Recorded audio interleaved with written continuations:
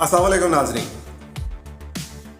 इस वीडियो समेत अगली 2 या 3 वीडियोस जो हैं वो आपके सामने ऐसी आएंगी जिसमें इसराइल और फ़लस्तीन का जो इस वक्त जो है वो तनाज़ा है उसके हवाले से, इसके रूहानी मादी जो हैं वो असबाब और ये सब कुछ क्यों हो रहा है, इसकी तारीख़, इसकी रूहानियत, दज्जाल, हज़रत ईसा, इमाम महदी, इन तमाम हवालों के साथ, वाक़यात की तरतीब के साथ दुनिया के जो 2 ब्लॉक बन रहे हैं रूहानी तौर पर, जो कि एंड ऑफ टाइम के हवाले से होंगे, क़यामत के हवाले से, कुर्बे क़यामत के हवाले से, उन तमाम पहलुओं का जायज़ा लेने की कोशिश करूँगा। उस सिलसिले की ये पहली वीडियो आपके सामने है, देखिएगा, इसको कोशिश कीजिएगा, आखिर तक देखें, फीडबैक दीजिएगा। इंशाल्लाह इसमें आपको बहुत सी इंटरेस्टिंग इन्फॉर्मेशन मिलेगी। तो इसके हवाले से पार्ट 1 जो है वो आपके सामने पेश किया जा रहा है।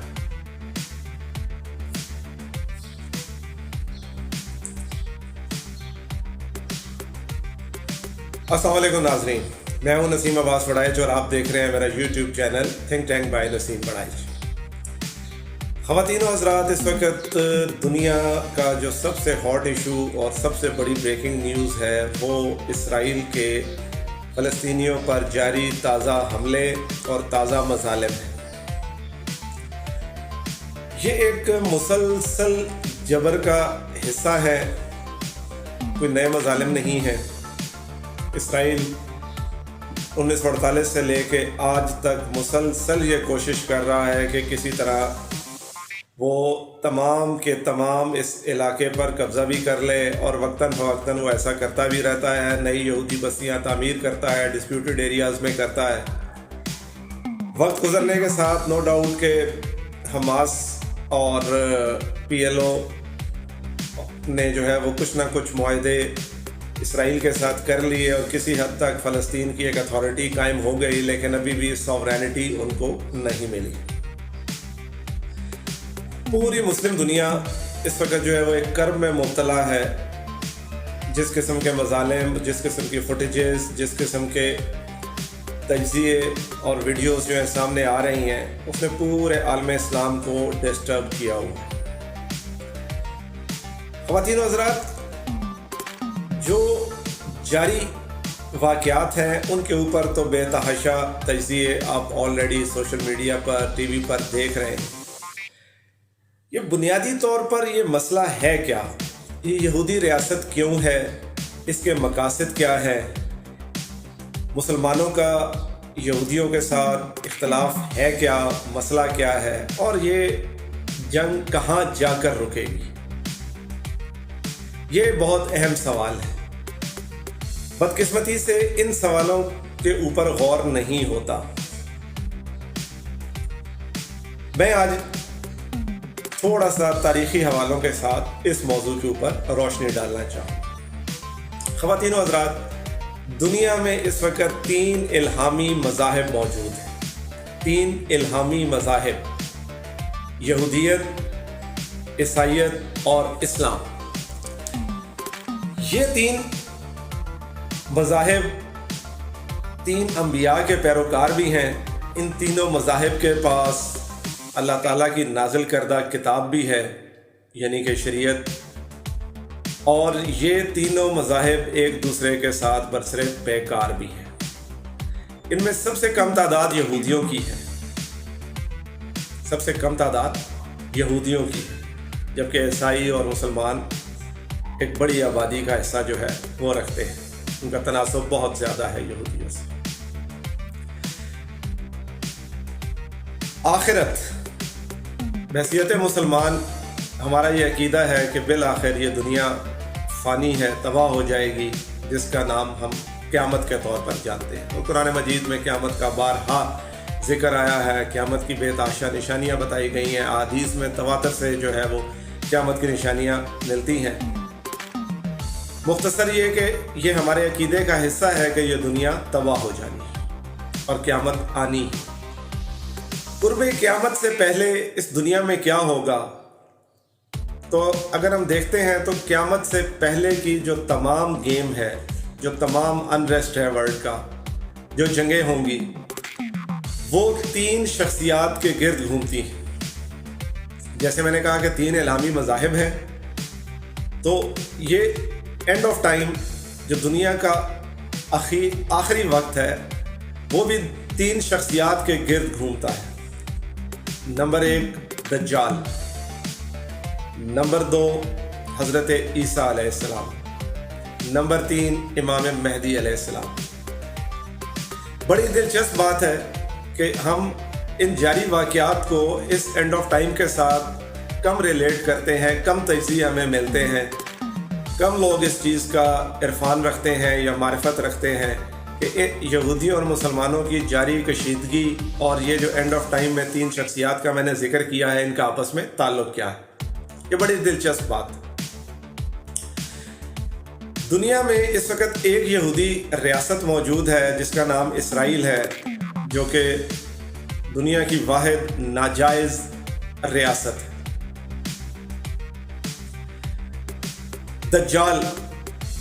دجال کی شخصیت کو اینٹی کرائسٹ یا مسیحی دجال، مختلف نام جو ہیں وہ آپ کو تواریخ میں ملیں گے، حوالوں میں ملیں گے، روایات میں ملیں گے۔ یہودی دنیا کی وہ واحد قوم ہے جو دجال کا انتظار کر رہی ہے، اور وہ دجال کو ہی اپنے لیے نجات دہندہ سمجھتے ہیں، اور ان کا خیال ہے کہ دجال آئے گا، ایک عالمگیر حکومت قائم ہوگی اور یہودی دنیا پر رول کریں گے۔ تو یہودی جو ہیں وہ روحانیت کے اس درجے پر ہیں کہ وہ اپنے تئیں اس روحانی شخصیت یعنی کہ دجال کا انتظار کر رہے ہیں، اور دجال کے حوالے سے مسلمان جو ہیں وہ بہت کلیئر ہیں اور وہ برائی کا نمائندہ ہے۔ نمبر 2 حضرت عیسیٰ کی آمد ہے۔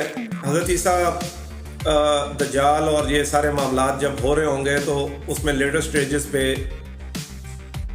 دوبارہ دنیا میں تشریف لائیں گے، اور ظاہر ہے اس دفعہ وہ بطور نبی نہیں، بطور امتی آئیں گے۔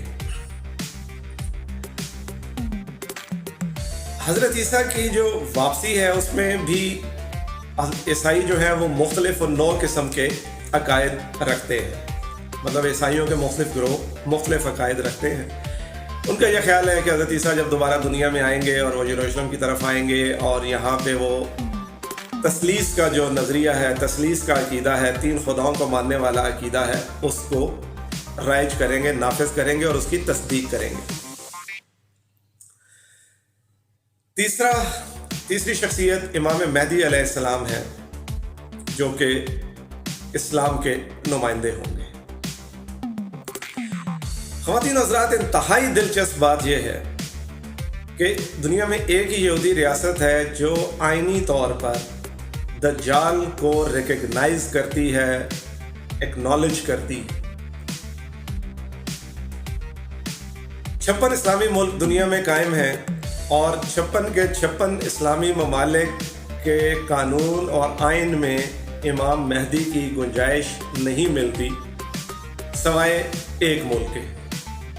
جی ہاں، وہ ہے ایران۔ ایران جو ہے اس کے آئین کے پریمبل میں ہی دیباچہ جو ہے، پیش لفظ جو ہے، اس میں ہی اس ہولی گورنمنٹ کا تصور موجود ہے جو امام مہدی علیہ السلام اس دنیا میں آ کر قائم کریں گے، اور یہ وہ حکومت ہوگی جس کا اللہ تعالیٰ نے وعدہ کیا ہے، جب دنیا امن سے اور انصاف سے بھر دی جائے گی اور شیر اور بکری ایک ہی گھاٹ پر پانی پیتے نظر آئیں گے، اور اللہ تعالیٰ کا وہ وعدہ یا وہ بات پوری ہوگی جس میں اللہ تعالیٰ نے نبی پاک صلی اللہ علیہ وسلم کو کہا تھا کہ ان کافروں کو کتنا ہی ناگوار کیوں نہ گزرے، میں اس دین کو دنیا پر غالب کر کے رہوں گا۔ جی ہاں، وہ غلبہ نبی پاک صلی اللہ علیہ وسلم کی ذریت سے، ان کی آل سے امام مہدی علیہ السلام پورا کریں گے، اور دجال کو واصل جہنم بھی کریں گے۔ افسوس اصل میں یہ ہے کہ یہودی تو دجال کے حوالے سے یکسو ہیں، وہ جانتے ہیں کہ دجال کی حکومت کو اور اس کی آمد کے لیے کیا تیاریاں کرنی ہیں، اور وہ مسلسل کر رہے ہیں۔ یہ ہرگز وسائل کی اور مادیت کی جنگ نہیں ہے، یہ روحانی جنگ ہے۔ اور اس روحانیت میں دجال کے لیے یہودی اس وقت دنیا میں وہ تمام وسائل فراہم کرنے کی کوشش کر رہے ہیں جو دجال کو فیسیلیٹیٹ کر سکے۔ دوسری طرف افسوس کا مقام ہے کہ مسلمان ابھی تک امام مہدی کے تعارف تک بھی نہیں پہنچے۔ مسلمان ابھی تک امام مہدی علیہ السلام کے تعارف تک بھی نہیں پہنچے، اور یہی اس وقت یہودیت کی سب سے بڑی کامیابی ہے کہ مسلمانوں کو انہوں نے امام مہدی علیہ السلام کے کانسیپٹ پر کنفیوز اور تقسیم رکھا ہوا ہے، جبکہ خود وہ دجال کے لیے بھرپور تیاریاں کر رہے ہیں۔ جیسا کہ میں نے کہا کہ اس وقت صرف ایک ملک ایران ایسا ہے جو اپنے آئین میں امام مہدی علیہ السلام کو تسلیم کرتا ہے، ریکگنائز کرتا ہے اور ایکنالج کرتا ہے۔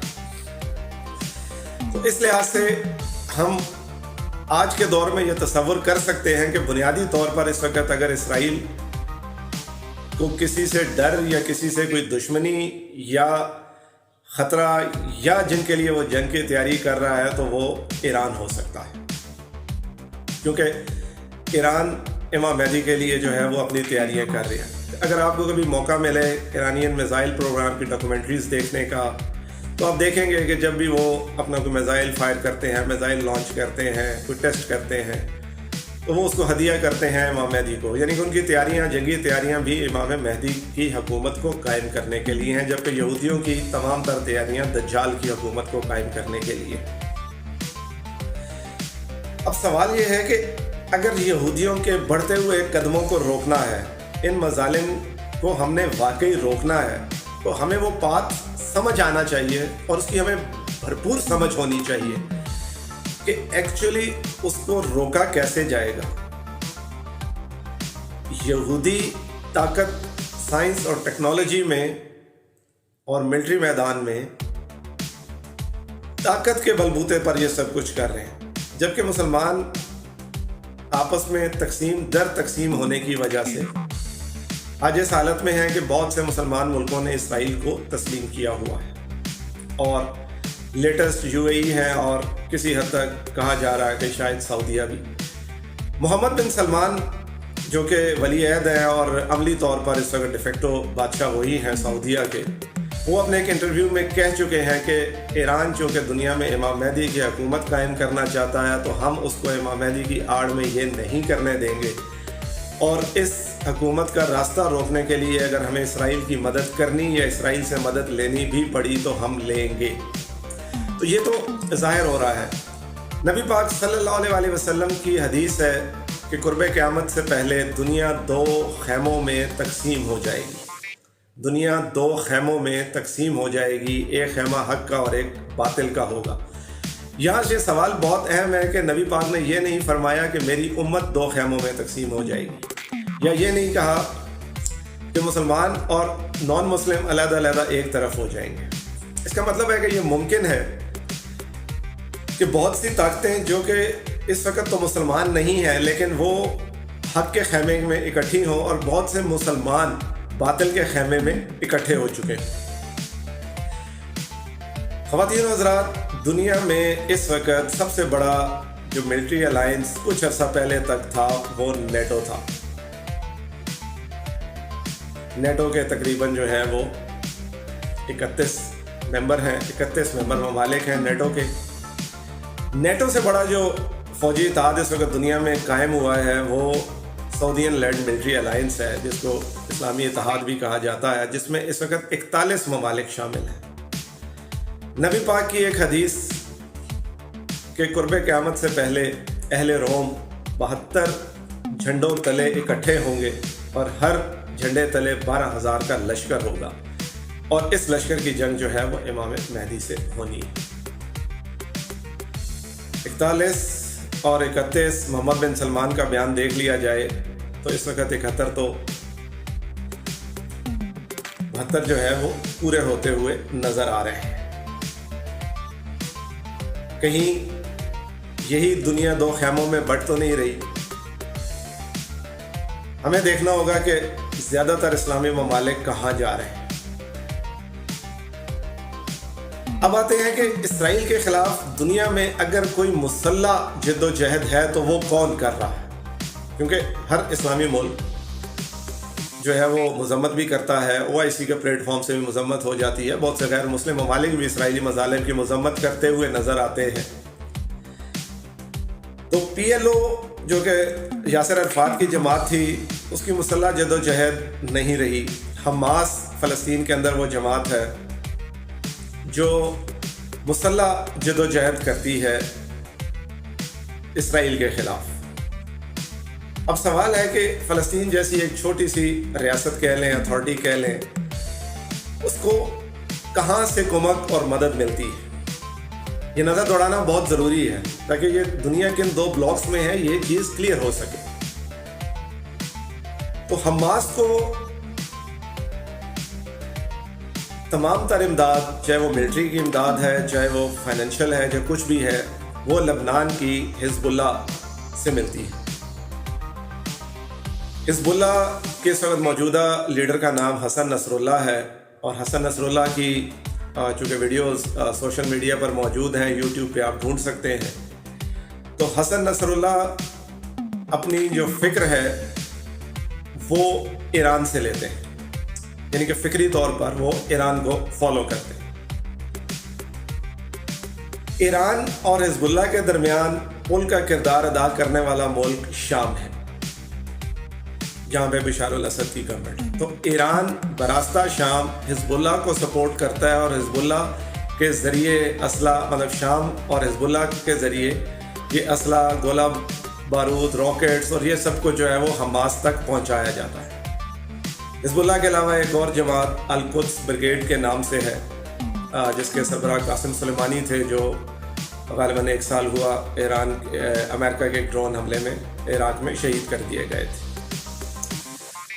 تو اسرائیل کے خلاف مسلح جد و جہد 1967 کی، جو کہ آخری عرب اسرائیل جنگ تھی، اس کے بعد سے اب تک 1967 سے اب تک 2020-2021 میں واحد مسلح جد و جہد یا اسرائیل کے اوپر اگر کہیں سے حملے ہوتے ہیں تو وہ حماس اور حزب اللہ سے ہوتے ہیں۔ 2005 غالباً 2005 یا 6 کی بات ہے، حزب اللہ اور اسرائیل کی 33 ڈیز کی ایک جنگ ہوئی تھی۔ یہ آپ آرام سے گوگل کریں، آپ کو تفصیلات مل جائیں گی۔ اور اس 33 دن کی جنگ کے بعد اسرائیل نے نہ صرف یہ کہ شکست تسلیم کی تھی، بلکہ ان کے آرمی چیف اور غالباً ایئر چیف یہ سب ریزائن بھی کر گئے تھے شکست تسلیم کرتے ہوئے۔ تو دنیا 2 بلاکس میں تقسیم ہوتی ہوئی نظر آ رہی ہے۔ ہمیں اس وقت جو موجودہ حالات ہیں اس میں دیکھنا ہوگا کہ کون صرف اور صرف الفاظ کی حد تک جو ہے وہ ڈن پٹاؤ پالیسی کر کے مسلمانوں میں پاپولر ہونے کی کوشش کر رہا ہے، اور وہ کون سے گروپ مجاہدین یا ملک ہیں جو اسرائیل کے خلاف واقعی ہی مسلح ہو کر جد و جہد کر رہے ہیں۔